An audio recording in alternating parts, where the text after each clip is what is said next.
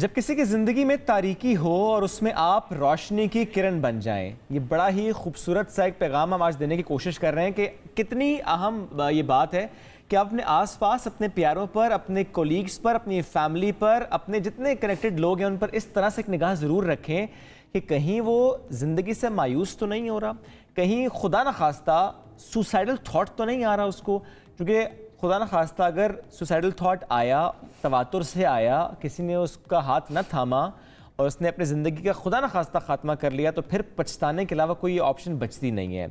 तो आज का हमारा ये मौजू इसी से जुड़ा है कि हमें किस कदर ज़रूरत है अपने आसपास पर इस तरह नज़र रखने की। आप हमें कॉल भी कर सकते हैं, और अगर आपको कभी ऐसा कोई थॉट आया है, आज क्लिनिकल साइकोलॉजिस्ट हमारे साथ मौजूद हैं डॉक्टर यासिर मसूद आफाक साहब। अस्सलाम वालेकुम, कैसे हैं आप? वालेकुम अस्सलाम। और हम ज़रूर चाहेंगे कि लोग शेयर भी करें अगर वो ऐसी किसी थॉट से गुजरे हैं और कैसे उन्होंने ओवरकम किया या ओवरकम अगर करना चाहते हैं। कोई ऐसी सिचुएशन अगर आपके साथ हो रही है और आपको लगता है कि आपको एक हेल्प की ज़रूरत है, कि कोई आपकी ज़ाहिर छोटे से सेगमेंट में बहुत ज़्यादा तो आपके लिए नहीं कर सकेंगे, डॉक्टर साहब हमारे साथ मौजूद है, जितना हमसे उससे कम ज़रूर करेंगे, तो बिला झिझक आप कॉल करें। ये वो प्लेटफॉर्म है जहाँ पर आपको जज नहीं किया जाएगा। डॉक्टर साहब, सबसे पहले तो ये बताएं कि ये सुसाइडल थॉट, क्या हम ये कह सकते हैं कि ये बिल्कुल लास्ट स्टेज होती है किसी के डिप्रेशन की, जब उसके पास कोई उम्मीद नहीं है? ये स्टार्ट कहाँ से होता है? जी, सुसाइडल थॉट, इसको हम टेक्निकली सुसाइडल आइडिएशन कहते हैं। ये एक आपकी अपनी ज़ात से, अपने अंदर जो एक स्ट्रगल है, जो एक कशमकश है, उससे शिकस्त मान लेने का नाम है। अब ये किस डिप्रेशन के नतीजे में हो या कोई सर्कमस्टेंशियल फैक्टर्स जो हालात की सख्ती या हालात का मुकाबला ना कर पाना, उस कैफियत के ज़ेरे असर हो, ये सुसाइडल आइडिएशन तो किसी भी स्टेज पर एक्सपीरियंस हो सकती है। यानी लास्ट स्टेज नहीं होती। लास्ट स्टेज नहीं है, आइडिएशन लास्ट स्टेज नहीं है। अटेम्प्ट ऑफ सुसाइड जो है वो एक इंडिकेटर होता है। लास्ट स्टेज तो हम उसको भी नहीं कहेंगे, इट इज़ एन इंडिकेटर। देखिए, अटेम्प्ट अनसक्सेसफुल भी हो सकती है, सक्सेसफुल भी हो सकती है। सक्सेसफुल अटेम्प्ट इरिवर्सिबल सिनेरियो लेकर आएगी, लेकिन अनसक्सेसफुल अटेम्प्ट एक वेकअप कॉल होती है केयर गिवर्स के लिए भी, उस फर्द के अपने लिए भी जो इस तकलीफ से गुजर रहा होता है। अब मैं ज़रूर चाहूँगा सर कि आप ज़रा समझाएं कि ये कैसे मालूम होता है किसी को देखकर, उससे बात कर या उसके रवैये से, अगर वो शेयर नहीं कर रहा कि उसे सुसाइडल थॉट्स आए हैं, आप कैसे जज कर पाते हैं, साइकोलॉजिस्ट अगर आप नहीं है तो, कि यार कोई मसला है, सुसाइडल थॉट हो सकता है इसको आई हो, लेट्स टॉक अबाउट इट? जी, इसमें ना थोड़ा सा इस सवाल के जवाब में ना जो पर्सपेक्टिव है, जो तनाजुर है, मैं उसको थोड़ा सा वसी करना चाहूँगा कि मजमूई तौर पर हमारे मुआशरे में मेंटल हेल्थ इश्यूज़, जो ज़हनी और नफ्सियाती अमराज हैं, उनको तस्लीम करना, उन पर बात करना वैसे ही शर्मिंदगी, कमज़ोरी और नदामत का बायस समझा जाता है, तो उस पर जनरली बात नहीं होती। देखिए, सुसाइडल आइडिएशन या सुसाइडल अटैम्प्ट, सुसाइडल थॉट्स एक स्ट्रगल के किसी मरहले का शाखसाना है, लेकिन ये स्ट्रगल तो बहुत पहले शुरू हुई। उस पर वो फर्द शायद खुद बात ना करे, या अगर वो खुद बात करे भी तो अक्सर औकात families, care givers, loved ones उसको हश हश करना चाहते हैं। They try to brush it under the carpet. वो साइकेट्रिस्ट या साइकोलॉजिस्ट के पास जाना, अपने बच्चे को, अपनी बच्ची को लेकर जाना, उसमें उनको बड़ी मुश्किल महसूस होती है। जी बिल्कुल, इतनी अवेयरनेस के बाद भी जब हम, जी बिल्कुल, हम इस वक्त हम एक प्लेटफॉर्म पे नेशनल टीवी बैठ के हम बात कर रहे हैं, लेकिन उसके बावजूद अभी भी ये लोग एग्जिस्ट करते हैं। मैं बहुत वसूख से ये बात कह रहा हूँ, और आपको ये सुनकर हैरत होगी कि इसका ताल्लुक कोई एजुकेशनल बैकग्राउंड या सोशियो इकोनॉमिक बैकग्राउंड से भी नहीं है। हमारे लोअर जो स्टेटा ऑफ सोसाइटी हैं उससे लेके upper most strata of society. अच्छा, हमने बहुत से सक्सेसफुल लोगों को, वो चाहे किसी बहुत अच्छे इदारे में हों, किसी बहुत अच्छी पोस्ट पर हों, जिन्होंने बज़ाहिर हमें लगता है कि बहुत कामयाब हैं, उनको भी सुसाइड करते हैं। जी एग्जैक्टली, कामयाबी देखिए, कामयाबी का तस्वुर क्या है? अगर कोई मर्तबा पा लेना, कोई दौलत का एक ख़ास हिस्सा पा लेना, और बहुत अच्छी गाड़ी चला लेना, बहुत अच्छे घर पे रहना, अगर ये कामयाबी का तस्वुर हो और कामयाबी के इस हुसूल के बाद ज़िंदगी से आपकी मोहब्बत हमेशा कायम रहे, तो ऐसा हमें देखने में तो नहीं आया। हमारे सामने जो सुसाइड कमिट किया, उसमें कामयाब अदाकारों से लेकर, अफसरों से लेकर, कामयाब कारोबारी हजरात से लेकर, यूनिकॉर्न ओनर्स तक, young entrepreneurs, you name it, and even including psychiatrists and psychologists, Yes. mental health professionals did They have commit committed that. suicide. Yes. Right? So it is just like a cardiologist can have a cardiac arrest, right? A urologist can have a renal failure. दो उसको जरा मोहतात रहने में आसानी होगी, लेकिन बहरहाल ये चीज़ कॉमन तो है। अच्छा डॉक्टर साहब, इसमें जो इर्द गिर्द के लोग होते हैं उनका बहुत अहम किरदार होता है। जाहिर है एक शख्स है, अगर वो इतने तकलीफ दे एक अमल से गुजर रहा है, अब इर्द गिर्द के लोगों की जिम्मेदारी भी आ जाती है। लेकिन लोग हमेशा, अगर कोई ऐसा वाकया आ जाता है तो लोग कहते हैं हमें तो पता ही नहीं चला उस शख्स के बारे में।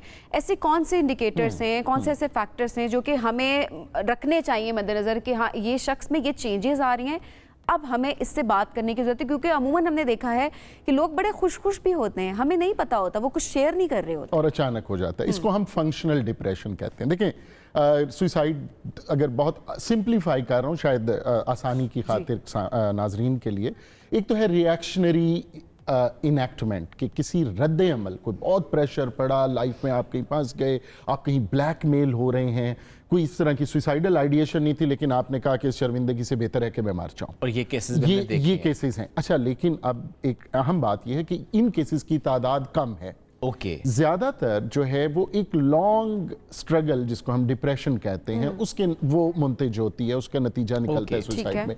डिप्रेशन दो तरह का, एक सिम्टोमेटिक डिप्रेशन कह लीजिए, एक एसिम्टोमेटिक, एक जिसकी अलामात जाहिर हो जाती हैं, दिलचस्पी खत्म हो जाएगी, विड्रॉल हो जाएगा, लोग वो शख्स अलग थलग रहने लगेगा, Symptomatic है ये? बात करना नहीं चाहेगा। एग्जैक्टली, ये सिम्टोमेटिक है। और एक दो मैंने कुछ ऐसे केसेस हमारे गवर्नमेंट सर्विसेज के इदारों में जब मैं जाता हूँ तो पता चला कि एक साहब ने कहा जी कि हमारे वो कुलीग तो रात को हमने बैठ के खाना खाया, we had a good laugh and he went back to his quarters and he shot himself dead.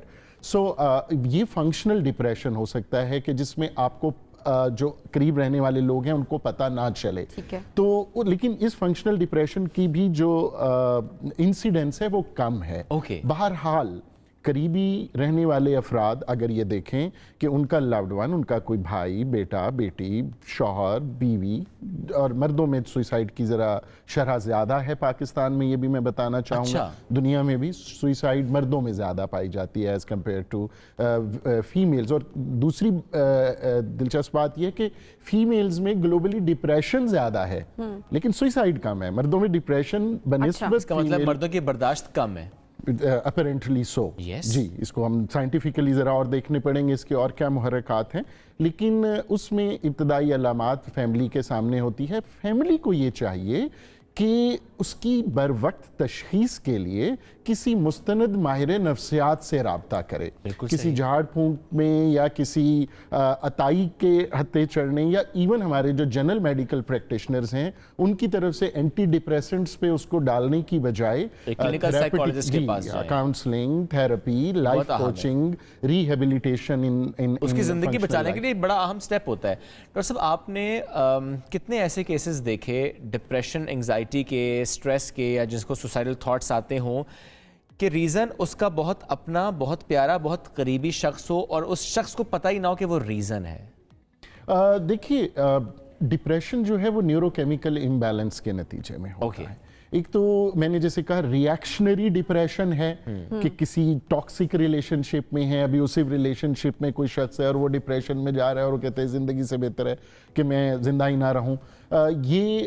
इनकी शरह बहुत ज़्यादा नहीं है। Okay. वो बेसिकली रिलेशनशिप थेरेपी में या रिलेशनशिप इश्यूज में काउंसलिंग हो जाती जी है। ठीक है। मैंने जो डिप्रेशन की इंसिडेंट्स देखी है, डिप्रेशन के हामिल जो अफराद देखे, उसमें जैसे आपने कहा वो बहुत कामयाब लोग हैं, वो तालीम याफ्ता भी हैं, उनकी ज़िंदगी में बज़ाहिर कोई कमी नहीं है। हाँ, जब आप डिप्रेशन का शिकार होते हैं तो फिर आप आधा गिलास खाली देखना शुरू कर जब देते हैं। कमी कुछ नहीं है, जब चीज़ें बेहतर हैं, जब बहुत से लाखों करोड़ लोगों से बेहतर रह रहे हैं, पढ़े लिखे भी, आपने खुद कहा कि इसके कोई ताल्लुक किसी पढ़े लिखे या अनपढ़ से नहीं है, सोशल इकोनॉमिक क्लास से नहीं है, फिर क्यों? It is a mental illness. Shoaib से समझिए, मैं अपनी सेहत का बहुत ख्याल रखता हूँ, बहुत कॉन्शियस हूँ, लेकिन क्या मैं पिछले 1 साल में बीमार पड़ा 4-6 मरतबा शायद।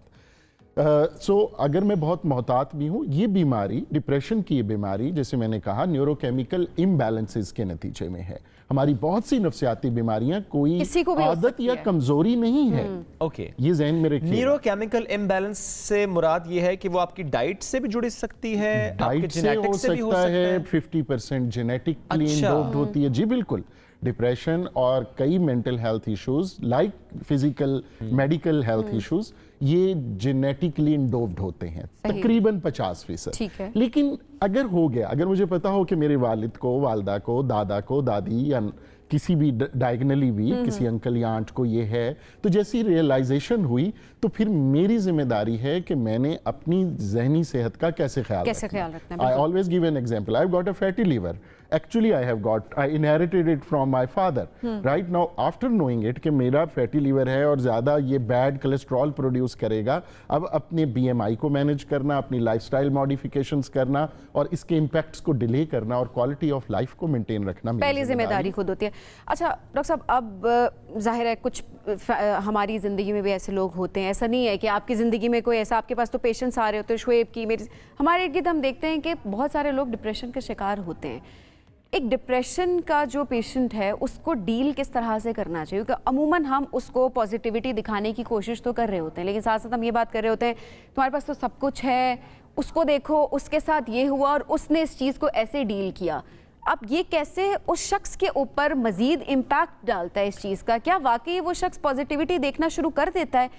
मतलब अगर मेरे सर्कल में कोई ऐसा शख्स है, मुझे उसको कैसे डील करना और चाहिए? अगर नहीं डील्स करना आता तो क्या उसका नेगेटिव इम्पैक्ट हमारे ऊपर भी होता है? आपको लास्ट टाइम किसी भी किस्म का बॉडी एक हुआ हो, कोई स्टमक एक हुआ हो, टूथ एक हुआ हो, बैक एक हुआ हो और आपके साथ कोई कहे कि यार बहुत अफसोस हुआ, तुम्हारी कमर में दर्द है, लेकिन देखो बर्दाश्त करो, इसको पॉजिटिवली लो, क्योंकि मुझे भी पिछले साल हुआ था, बहुत शदीद, इस वक्त पता नहीं कितने हज़ारों लोगों को हो रहा होगा, लेकिन देखो think positive and get out of it. No, you will take him to physiotherapist, you will take him on some medicinal regime। तो बहुत अच्छी बात है अपनी हमदर्दी का इजहार करना, लेकिन एक तो ये सिंपैथी ना हो, ये एम्पैथी हो। हमें ये जानने की ज़रूरत है कि महज एक टॉक्सिक पॉजिटिविटी या सिंपैथी के नतीजे में आप किसी मेंटली चैलेंज्ड फर्द की मदद नहीं कर सकते।